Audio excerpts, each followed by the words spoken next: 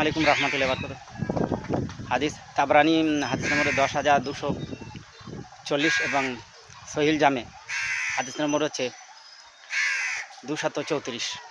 প্রিয় নবী হযরত মুহাম্মদ সাল্লাল্লাহু আলাইহি ওয়াসাল্লাম বলেছেন, ফিতনা ফাসাদ অর্থাৎ ধৈর্যের যুগে যে আমার একটা সুন্নতকে আঁকড়ে ধরবে 50 জন শহীদের সওয়াব পাবে।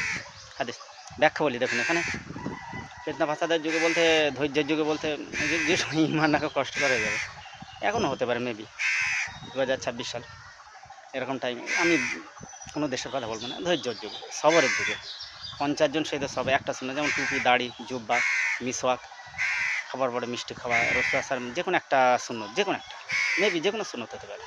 তবে যেটা মৃত সুন্নত সেটা জিন্দা করা, যারা জিন্দা করে তাই মাহিয়া সুন্না বলা হয়।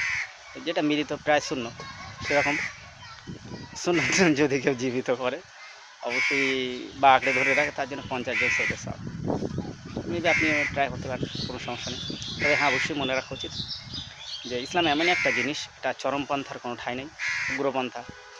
এখানে ধর্মান্ধতা, অবৈজ্ঞানিক বা এখানে রাষ্ট্রদ্রোহিতার কোনো চান্স নেই, সুযোগ নেই। প্রেম, প্রীতি, ভালোবাসা, সৌহার্দ্য, ভ্রাতৃত্ব এবং দেশপ্রেম দিয়ে গঠিত ইসলাম।